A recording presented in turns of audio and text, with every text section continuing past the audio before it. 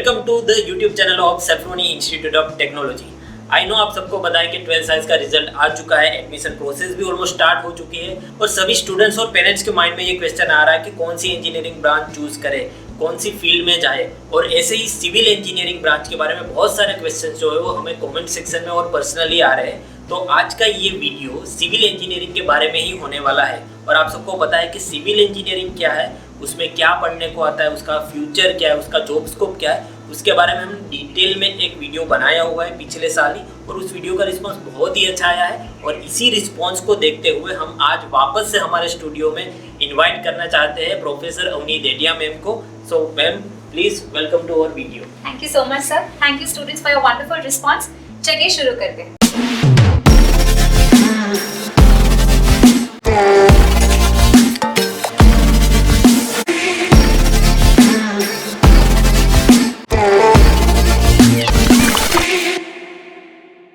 तो मैम सबसे पहले स्टार्ट करते हैं सिविल इंजीनियरिंग के स्कोप से। तो अगर आज की डेट में देखा जाए तो क्या स्कोप बनता है सिविल इंजीनियरिंग का? बहुत ही इंटरेस्टिंग क्वेश्चन है कि क्या आगे जाके सिविल इंजीनियर्स के लिए स्कोप या फिर जॉब्स है कि नहीं। तो चलिए इसका आंसर मैं आपको देती हूँ कुछ फाइनेंशियल नंबर्स दिखा के। अब भारत देश की बात की जाए तो अपना जो फाइनेंशियल बजट था 2022 और 2023 ईयर का, उसमें इंडियन गवर्नमेंट ने 10 लाख करोड़ रुपीस साइड में रखे हैं सिर्फ और सिर्फ इंफ्रास्ट्रक्चर डेवलपमेंट के लिए।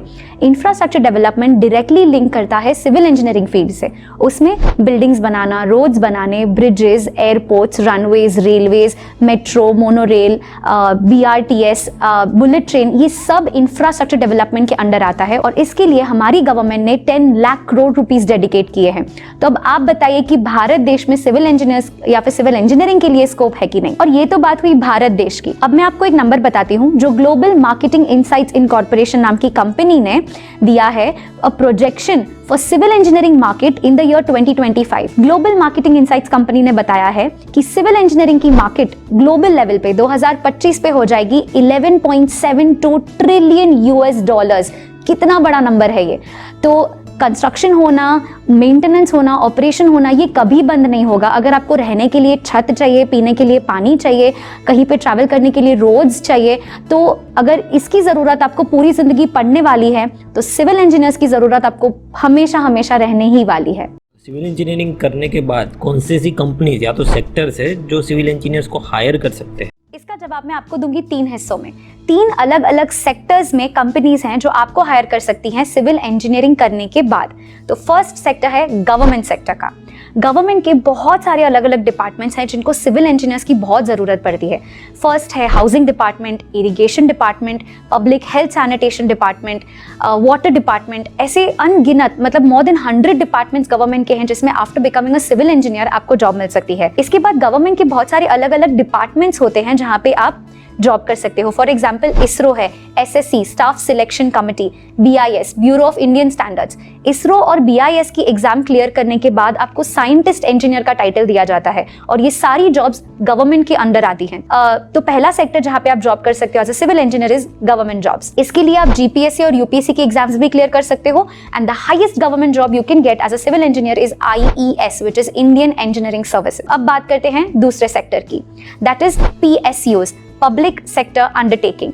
ये गवर्नमेंट की ही बॉडीज होती हैं पर इसमें आपको जो सुविधाएं दी जाती हैं वो प्राइवेट कंपनीज की जैसे सुविधाएं दी जाती है। फॉर एग्जांपल आपको ये हाउसिंग प्रोवाइड करते हैं, आपको ये इंश्योरेंस प्रोवाइड करते हैं, अगर आपकी सडन डेथ हो जाती है तो आपके स्पाउस को ये जॉब्स भी प्रोवाइड करते हैं। और इनके एग्जाम्पल्स तो आपने डेफिनेटली सुने होंगे। अगर आपको कुछ PSUs के एग्जाम्पल बताओ तो वो है ONGC, GAIL, Indian Oil Corporation, Bharat Petroleum Limited, etcetera etcetera.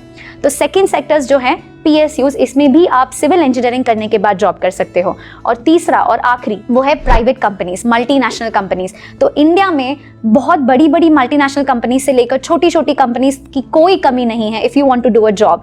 तो अगर आपको कुछ बड़े नामों का एग्जाम्पल दूँ तो जो कंपनीज है L&T, the Tata group, IL&FS, Shapoorji Pallonji, ऐसी बहुत सारी अनगिनत मल्टीनेशनल कंपनीज और छोटी छोटी स्मॉल सेक्टर कंपनीज हैं that can give you a job after becoming a civil engineer.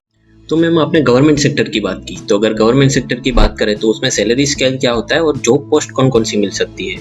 Bachelors of civil engineering करने के बाद गवर्नमेंट में अलग अलग पोस्ट्स होती हैं और उन पोस्ट की सैलरीज क्या है वो मैं आपको बताती हूँ।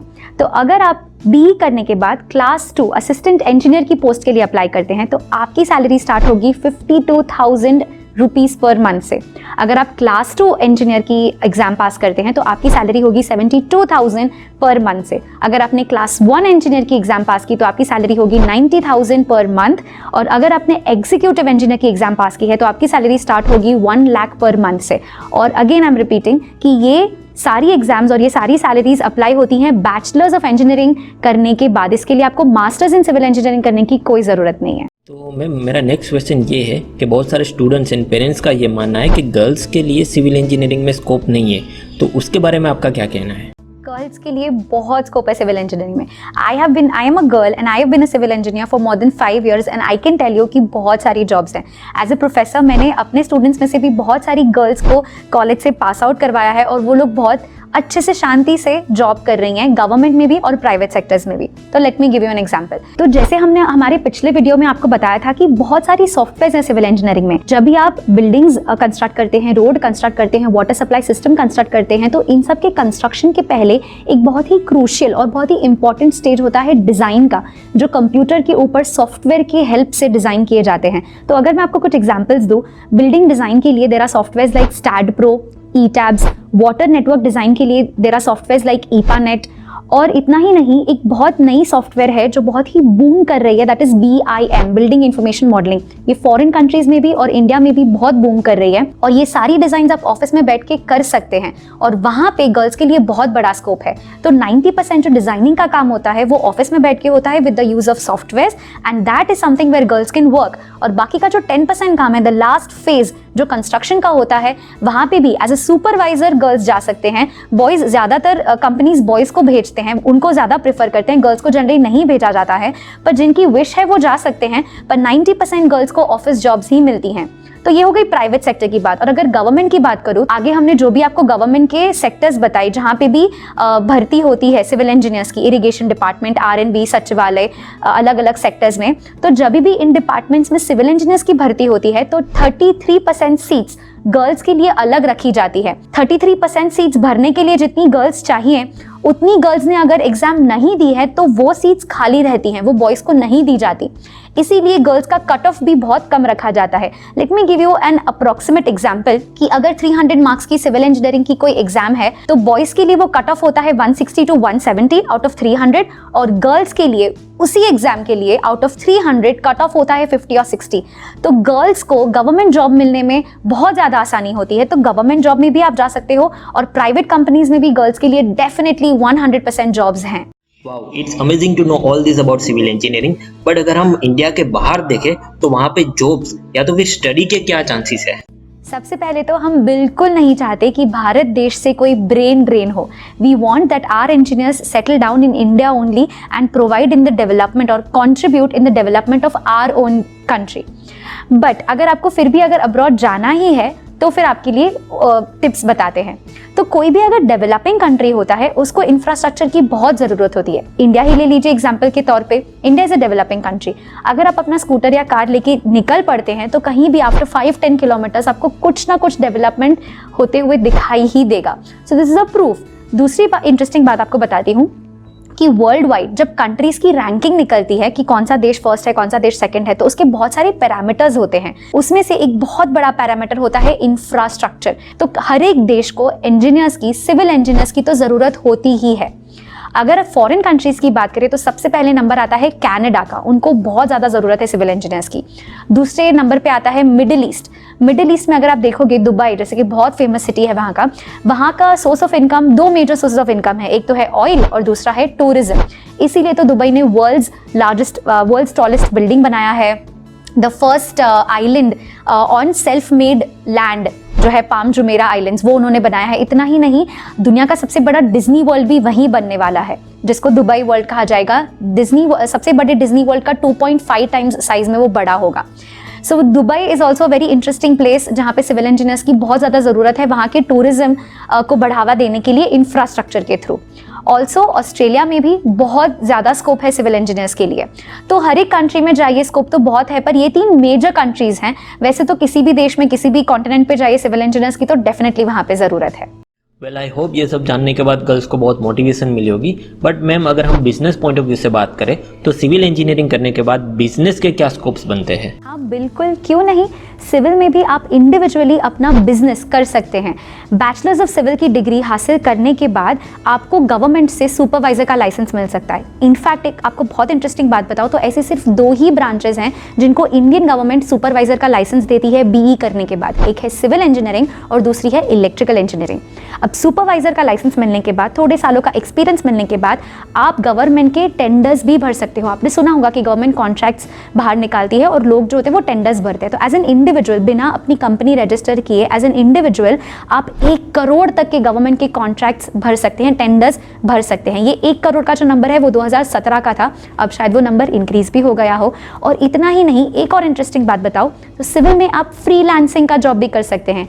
एग्जैक्टली तो जैसे सॉफ्टवेयर मैंने अभी थोड़ी देर पहले बताई, ये सारी सॉफ्टवेयर अगर आपको आती हैं तो आप बिल्डिंग डिज़ाइन है, रोड डिज़ाइंस हैं, घर का जो डिज़ाइन है, आर्किटेक्चरल प्लान है, ये सारी चीज़ें, या फिर स्ट्रक्चर डिज़ाइन का जो प्लान है, ये सारी चीज़ें आप घर बैठे बैठे डिज़ाइन कर सकते हो। अपने किसी फ्रेंड या क्लाइंट के लिए अगर एक बंगलो डिज़ाइन कर दिया तो 2 दिन में आप 40-50,000 भी कमा सकते हैं एज फ्रीलांसिंग। आपको सिर्फ और सिर्फ एक लैपटॉप की ज़रूरत है, nothing else. Very rightly said. But अगर करंट सिनारियो देखा जाए तो बहुत सारे स्टूडेंट्स जो है सिविल इंजीनियरिंग प्रीफर नहीं कर रहे, तो क्या मुझे सिविल इंजीनियरिंग लेना चाहिए, और लेना चाहिए तो क्यों लेना चाहिए? हाँ, ये बात तो बिल्कुल सही है। अगर मैं सिर्फ गुजरात का 2021 साल के एडमिशन्स के बारे में बात करूं तो there were 63,000 seats for computer engineers, IT engineers, computer IT की और भी ब्रांचेस के लिए, BSc IT, MSc IT, BCA और MCA के लिए, और ऑलमोस्ट सारी 63,000 सीट्स फिलअप हो चुकी थी। और इसी के सामने अगर मैं मैकेनिकल और सिविल इंजीनियरिंग का डेटा आपको बताऊं तो मैकेनिकल में लगभग 8,600 प्लस सीट्स थी, जिसमें से सिर्फ 2,600 स्टूडेंट्स ने ही मैकेनिकल इंजीनियरिंग पसंद किया, और सिविल इंजीनियरिंग के लिए 7,300 प्लस सीट्स थी और सिर्फ 2,300 बच्चों ने सिविल इंजीनियरिंग लिया है। तो बात तो आपकी बिल्कुल सही है कि बहुत कम बच्चे मैकेनिकल और सिविल ले रहे हैं कंपेयर टू कंप्यूटर और IT। पर इस बात को अगर आप एक सिल्वर लाइनिंग दे तो इसका मतलब ये है कि डिमांड तो बहुत ज़्यादा है भारत देश में और भारत देश के बाहर भी, और उस डिमांड को पूरा करने के लिए सिविल इंजीनियर्स की तादाद बहुत ज़्यादा कम है। तो ये मत सोचिए, डरिए मत कि मैं सिविल में कैसे जाऊँ, बहुत कम बच्चे सिविल ले रहे हैं। In fact think of it as a job security कि अगर आपने सिविल ली तो कंपटीशन इतना कम है और डिमांड इतनी ज़्यादा है कि आपकी जॉब तो पक्की है। With that question, let's end this video, and at the end of this video, I would really like to thank Professor Avni for sparing your valuable time with us and guiding our students about the civil engineering. हमारे YouTube channel पे ऐसे ही interesting videos जो है वो available है, तो I hope students आप लोग वो भी एक बार चेकआउट कर लीजिए। एंड हमारे Instagram प्रोफाइल पे भी हम बहुत ही इंटरेस्टिंग पोस्ट जो है वो डालते रहते हैं, तो वो भी एक बार चेकआउट कर लीजिए। With that being said, let's end this video. I'll meet you in the next video. Thank you for watching this video. Thank you very much.